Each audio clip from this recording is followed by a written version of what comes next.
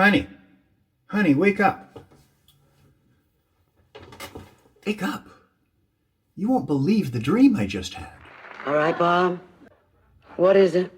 Well, it's hard to explain. There were so many people, musicians.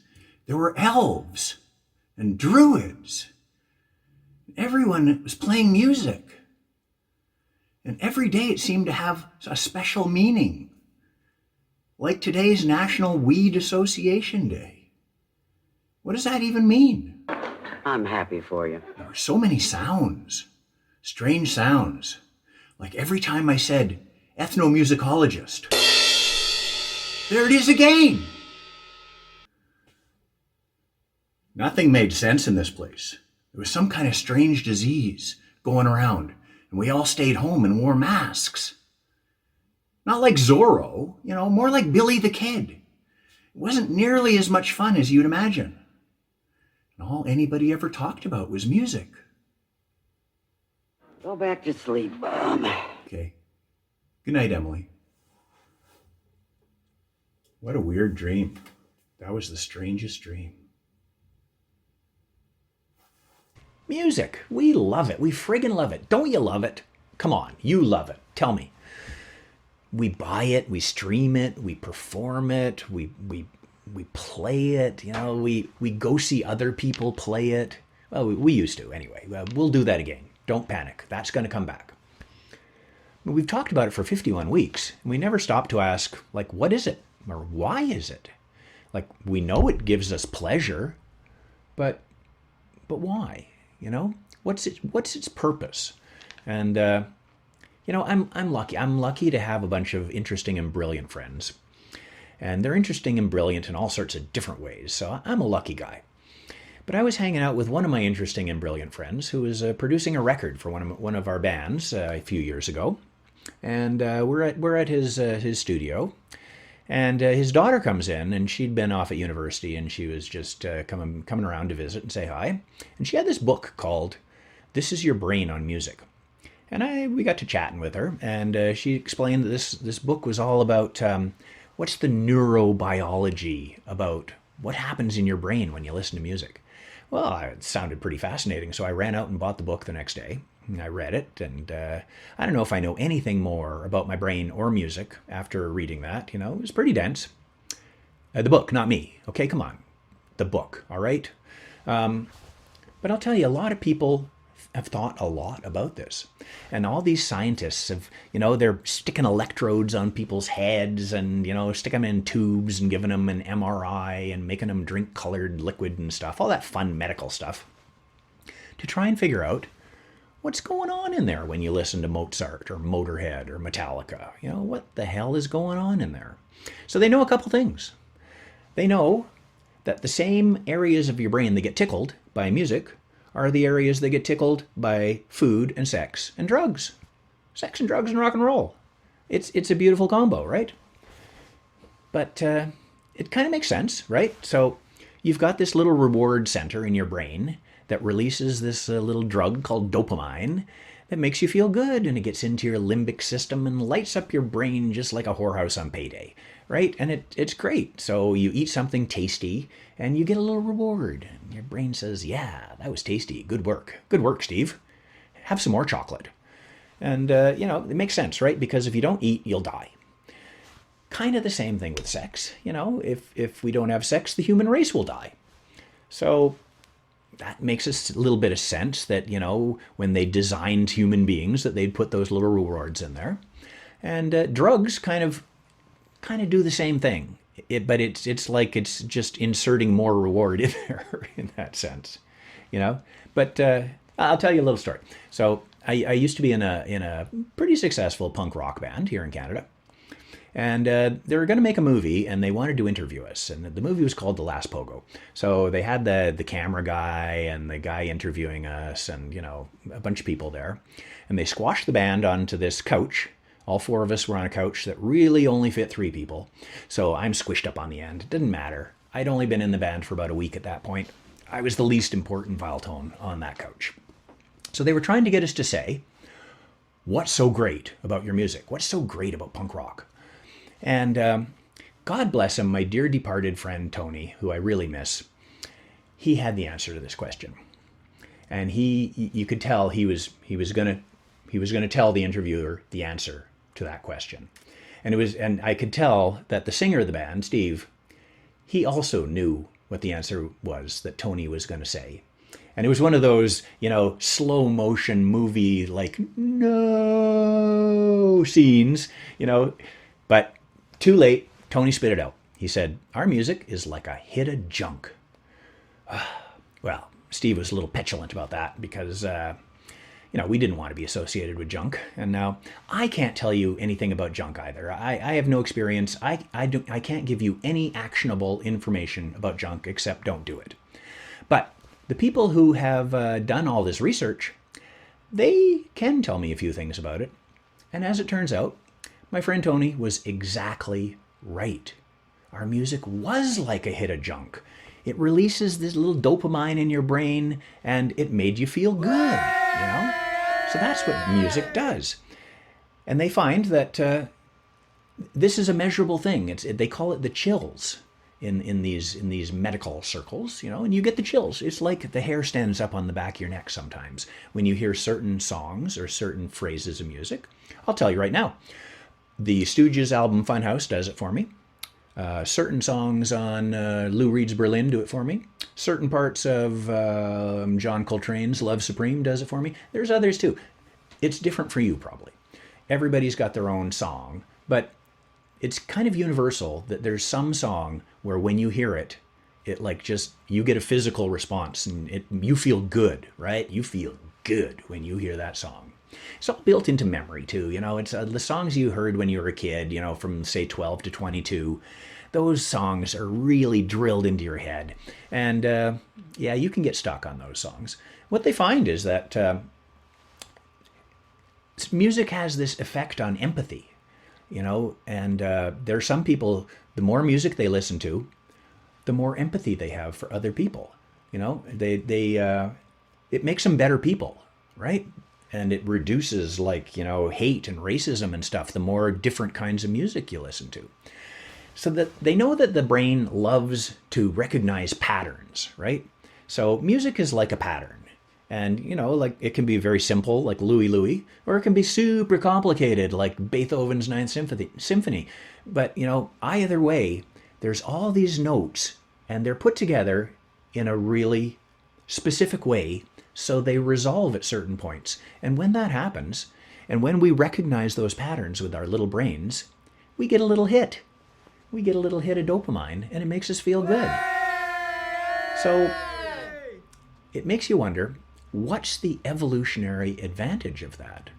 Why did that happen? Do you think when God was, designing humans, he rolled out the blueprint and, he said, okay, well, we're going to have this little bit here for sex and food and, that'll all be good. And then, they put together human 1.0 and they test drive them, they run them over a little rough terrain and stuff and test them out. And, they see him walking home one day and he's whistling a tune and God probably goes, you didn't mean to do that.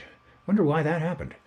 Maybe it's like farts or something. Do you think when God was designing humans that he thought, I know what we'll do. We'll put a little horn in his ass so when he farts, it makes a funny noise. Probably not. Probably it's just an accidental thing that, that's just the way it turned out. And when Adam and Eve got kicked out of the Garden of Eden and they had their first fart, probably all the angels, laughed and went, that was funny. And God would go, let me check the blueprints on that one. I don't remember doing that, but I probably did because I know everything. Anyway, that's my theory of arts, but it's not my theory of music. I don't think it's accidental. It's built right into us, right? It's too tied up with all the other important stuff like food and sex. It's too tied up with that. So one thing you got to think about is that music wasn't always just a passive kind of listening experience like it is today. People didn't have phonographs and streaming Spotify, frickin' digital music coming at them from every which way, a couple hundred years ago. They had to make music all by themselves. So music was a social thing. And when people got together and made music, they turned into a group, like a cohesive group. And it was a special experience. And actually, when you're making music, it can be like a meditative thing. Like you can actually have a little bit of an out of body experience, you know? It's not like building a garage, you know? Like you can have music that is very pedestrian, you know? Everybody is, you know, fine. They know their parts and everything. They play it and it can be boring, right? But sometimes people who make music will always tell you that there's sometimes this magic moment that happens when it's like meditation and you almost have like an out of body experience, like the magic happens, and that's what makes it worthwhile. It doesn't happen very often, at least, yeah, but it happens sometimes, and it's so cool that you keep playing and playing and playing year after year, hoping that it's going to happen again, and sometimes it does. So I've been lucky enough to be in some pretty friggin' cool bands in my time, and it happens once in a while, and that's why we do it. So that kind of brings me back around to folk music. See how I tied a little bow on this? Folk music is that music that people made themselves, right? Folk music was that music that kind of defined a little social group.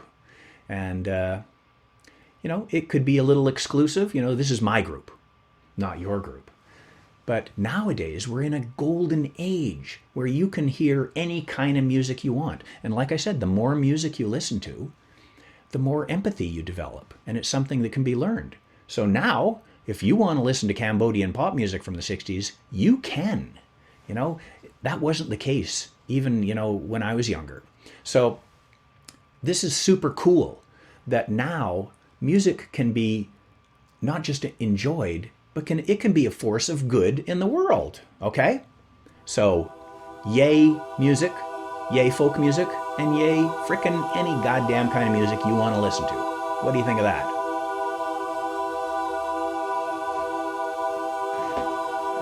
Yeah. I don't know if you guys remember, back in episode 1. Remember episode 1? It was a little rough, eh? A little grainy. I don't know what the hell I was doing. But, you might remember that I rounded out the show by doing a little song by my buddy Frank Nevada. I did the song Railway Ticket on a ukulele. I don't know what possessed me to do that, but it's a great song. And I just thought it'd be nice to just tie a little bow in the series here on episode 52 by telling you a little bit about that. So, it was a hot and sticky day in the summer of 1985. I am lugging my guitar and my amp down Portland Street, south of Queen. I've got my outrageous rockabilly mullet on, and who knows what other ridiculous garb I'm wearing. My brother, Alex, who is a great drummer, and his friend Blaine, who's a super good bass player, told me they were forming a little band with this guy, Frank Nevada. And would I like to come down and jam with them? They really wanted me to come down and check it out. And so, you know, sometimes you just got to say yes to stuff, right? Sometimes you just got to say yes to music. Yes. So there I am, knocking on the door of the Scott B House. The Scott B House on Portland Street. Scott B didn't own the house. I think Scott B was just the most responsible person in the house. So maybe he paid the rent or something. He collected the rent, okay? A bunch of guys live there. I walk in, they let me in. And there's a bunch of likely lads there in the front room, sitting on a couch that has no legs on it. You know, there's some pizza boxes here and there. There's some beer bottles that are serving as ashtrays. And the lads are playing a lively game of Hi Bob. Now, I don't know if you've noticed, but episode 52 has a bit of a Bob Newhart theme. And Hi Bob was actually a game back in the, I don't know, the 80s, 90s. They're not sure where it came from. Maybe some university town. But who knows? Maybe Scott B invented it. Anyway, Hi Bob involves sitting around watching the Bob Newhart Show. Not the Newhart Show. The Bob Newhart Show. The first one. The old one. With Suzanne Plachette. And in that show, people would say, "Hi Bob," an awful lot. So every time you heard anybody say, "Hi Bob," you would drink some beer. The rules are easy. It's an easy game to play and fun. Okay, so you get to drink beer, you get to watch TV, and you get to say hi Bob every once in a while. So it's totally great game. And you know, the lads were enjoying themselves. So I got, and it turns out that in the back of Scott B's house, he's got this he's got this garage, this cinder block garage, that is a great rehearsal hall. And I go back there and I set up my amp, and brother's got his drums, Blaine's got his bass, and there's Frank. I've met Frank before, but I didn't know him that well. So this is really when I got to know him. And we start playing, and they're showing me some tunes. And I am loving these songs. These are good pop songs. And so I come back, we do a couple of rehearsals, and eventually I come back, and I've rented a little 4-track recorder from Long McQuaid's, and I said, this is great, we're going to do a little demo. So you know what a nerd I am. So we recorded it, and we recorded about 3 songs, and one of them that we did was called Houseboat, which I think was a really good song.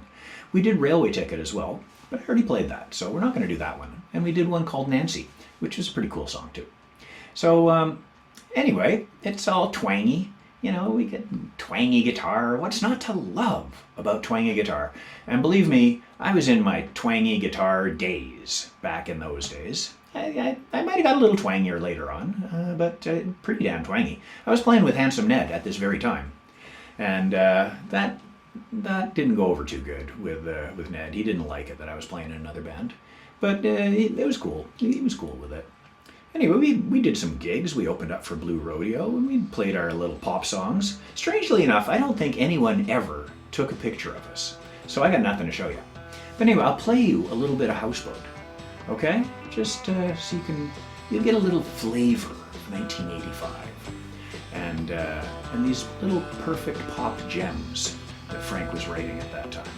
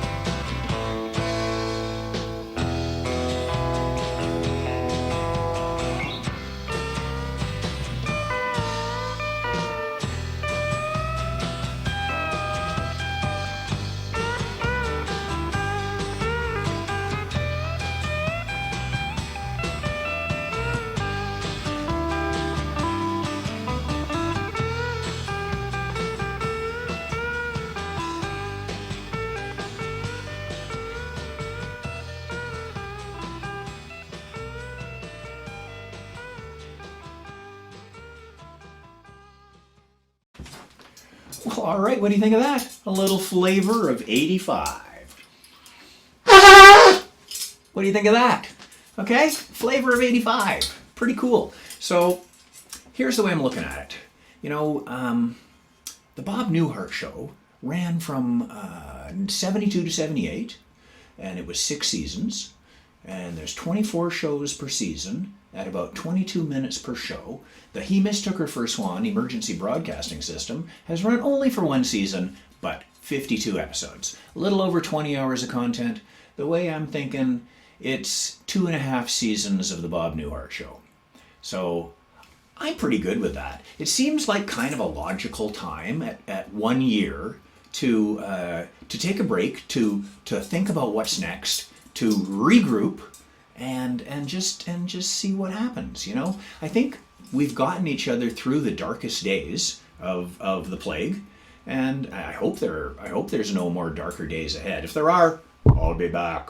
All right. So I've got a bunch of other projects I want to do, But I gotta say, it has been such a pleasure and so much fun to be, invited into your homes and to learn all this stuff. It's not like I knew all this stuff a year ago. Oh my God, Casey Jones, Joe Hill, Ann Briggs, Jackson C. Frank, Townes Van Zandt, Jesse James, did I forget? Stagger Lee and Fanny Baker, Murderousness, Pete Seeger, so much interesting stuff, so much fun to talk to you guys about it and learn some songs and do some stuff. I want to just give a couple little shout outs. The number one person that I have to thank is my gal, Max, and if it weren't for her, this couldn't happen. Okay, a few other people like Colleen and Greer. Colleen's my musical partner. Yay! And we put out our record this year, and I really want to thank everybody who bought our record, who listened to our record, who put up with my nattering. And we're pretty excited about that. And I think what we want to do is move on and make a second record. So that's the goal there. Brian, thank you for sharing your song earlier on in the season. Sammy, thank you for sharing your beautiful saw playing with us. And everybody, thank you all so much for letting me into your houses and on your screens for a whole year. For God's sakes. Now, here's where we're going. I told you a little bit about how I met Frank. After Coolmine, which was the name of that first group, Frank had a couple other groups. He had a band called Sticklebacks, and then he formed a band called the Boneheads, which I wasn't in Boneheads 1.0, but then I was in Boneheads 1.2, okay? And Boneheads 1.2, we always ended our gigs with this cool song by Frank called End of the Show. So, baby, here we go. I'm going to tie up this little bow and close her off with a Nevada song. You guys be good. Don't do anything dumb. Just, you've gotten this far. Let's just sail into port from here, okay? Keep out of jail, keep out of trouble, and you will be hearing from me.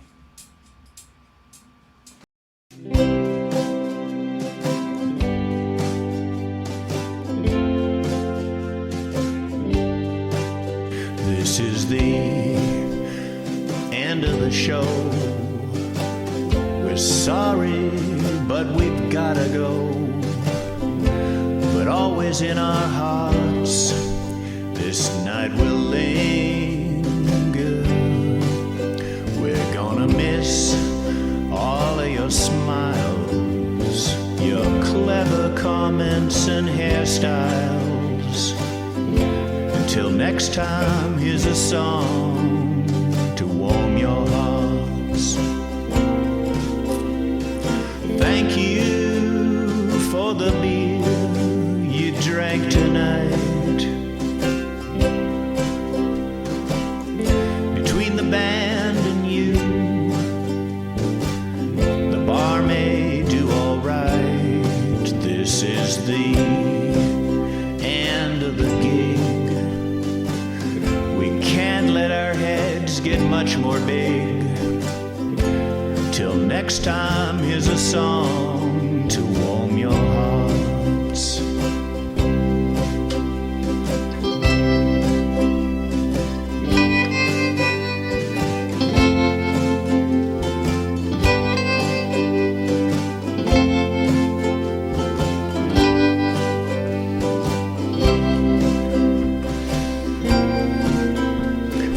Thank you for shouting out requests.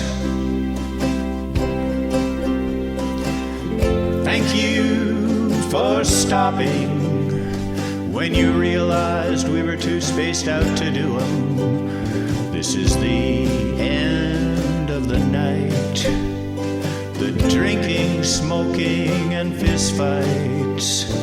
It sure is gonna be lonely when you're gone. Oh, it sure